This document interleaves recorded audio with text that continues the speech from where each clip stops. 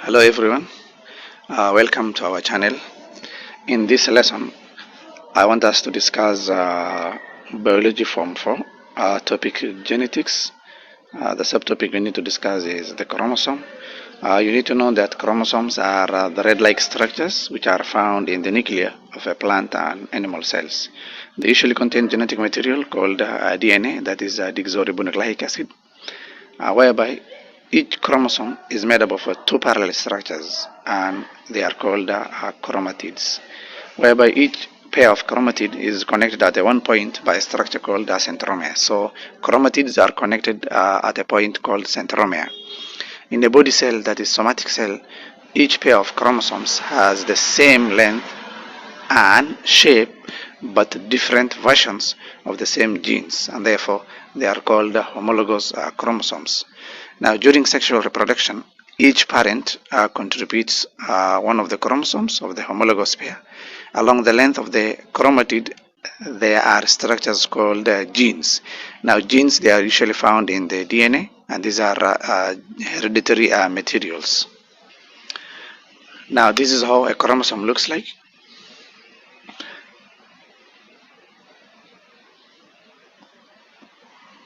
So these are now the sister chromatids. Now this point is what we call centromere, okay? And these are homologous chromosomes. Now from there you need to know genes. Now genes, these are structures which are found in the DNA, and therefore they control heredity. That is, they carry genetic information that control the development of a particular characteristic or trait. They are usually found at a specific position in the DNA, and therefore that position is called gene loci. A given characteristic or trait is controlled by two genes, each located on a separate homologous chromosome. These genes are therefore called alleles. Now we have DNA, that is a deoxyribonucleic acid. This is a nucleic acid molecule which is found in the chromosome. They contain genes. One DNA contains approximately 30,000 genes that occur in pairs. Now you have characteristics or properties of DNA. Number one, it can replicate, it is inherited, and it can undergo mutation. Now, what is the role of a DNA? Number one, it stores genetic information in coded form. Number two, it enables the transfer of genetic information and change to daughter cells through replication. Number three, it translates the genetic information into characteristics of an organism through protein synthesis. Now here we have structure by DNA. It is made up of two strands that are twisted around each other. As you can see, that are twisted around each other to appear like a coiled ladder. This shape is therefore called a double helix. Each strand has structures called nucleotides, whereby these nucleotides are joined together to form a long strand called polynucleotide.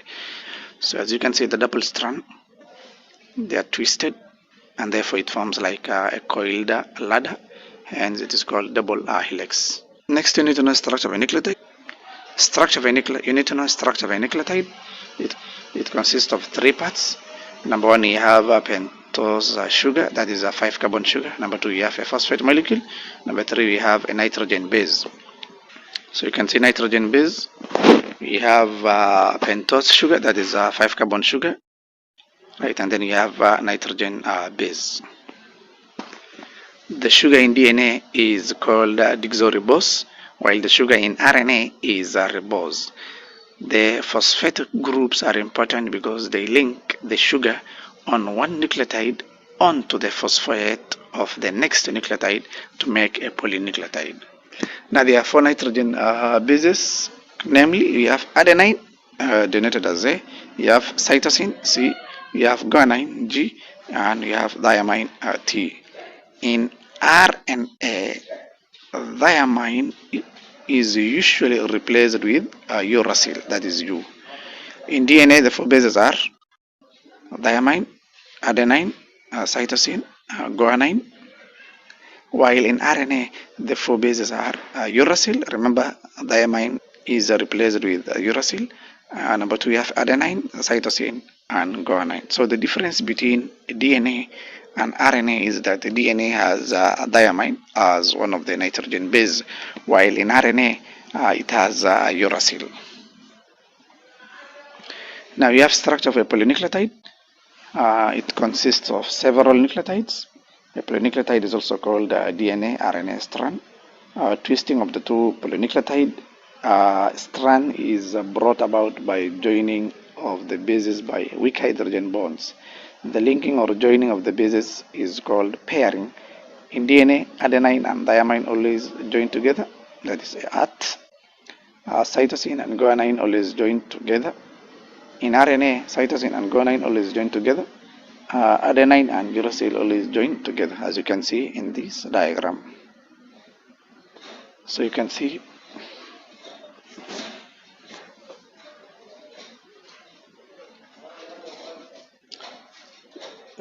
GCTA, GCCGAT,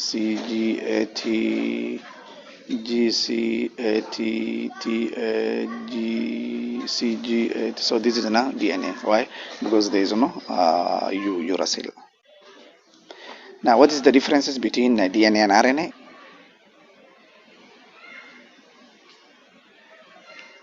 This is usually asked in KCC, so make sure you know differences between DNA and RNA. DNA contains deoxyribose sugar, while RNA contains ribose sugar. DNA has a diamine base, while RNA has uracil base. DNA consists of two polynucleotide strands, that is double stranded, while RNA is single stranded. DNA it is found in the nucleus only, while RNA it is found in both nucleus and cytoplasm. DNA is stable, while RNA is less stable. The next concept you need to know is DNA replication. That is duplication. What is it? This is the process through which DNA strands form copies of themselves. It is done through unzipping of the strand by breaking the weak hydrogen bonds. This makes the bases or nucleotides free. Other nucleotides in the nucleus pair with the free nucleotides or bases, hence forming a complementary strands. As you can see, the first thing that happens is the unzip, that is the double strand unzips, releasing those bases, right? And this is due to the fact that these bases are held together by weak hydrogen bonds. And the next thing is DNA transcription. This is another transfer of genetic information from the DNA in the nucleus to the ribosome in the cytoplasm through messenger RNA, that is mRNA. During this process, the DNA molecule unzips to expose the bases. The bases of RNA pairs with the bases of the DNA. In this case, remember that the uracil pairs with the adenine, because we said that uracil is always replaces diamine. Then now the mRNA moves from the nucleus to the cytoplasm and attaches to the ribosome, which directs the synthesis of a specific protein, hence characteristics or traits. This process is called translation. Here we have a study question. Number one, what is the basic unit of DNA molecule? So the basic unit of DNA molecule is a nucleotide, whereby many of them they form polynucleotide. Name three chemical components of the basic unit named above. We have pentose sugar, we have phosphate molecule, and we have nitrogen base. The next concept you need to know is the terms used in genetics. Number one, you have a gene. You say this is a structure or a portion of a DNA or chromosome that controls heredity. Number two, we have genotype. It is the genetic constitution of an organism. That is maybe height. We use TT, small tt, or capital TT, or use capital T, small t. We'll be talking about heterozygous and homozygous state. Then you have phenotype. This is the physical appearance of an organism that is observable traits of an organism, maybe the height, the skin color, and so on. We have allele. It refers to the alternative form of the same gene that controls the development of a pair of a contrasting traits. So allele, these exist in pairs. We have homozygosity. It refers to a condition where an individual has identical, that is similar genes, alleles. Homo means same, so that is maybe capital TT or small tt. And then you have heterozygosity, is a condition where an organism or individual has a different alleles, that is maybe capital T, small t. Then you have dominance, is a condition where one allele or a gene suppresses the expression of the other, e.g. capital T, small t, meaning capital T is dominant over small t. Then you have recessiveness, is a condition where an allele does not express itself because of dominance. So both of them will be small t or capital T, capital T. Then you have crossing. It refers to mating or pollinating two organisms. Then you have F1 generation, that is first filial generation. This is a first generation obtained after a cross. Then you have F2 generation, that is second filial generation. This is a generation obtained after crossing F1 generation. Crossing F2 generation will give F3 generation, and so on. We have diploidy, that is 2n, is a condition where an allele is a condition where a cell has two sets of chromosomes.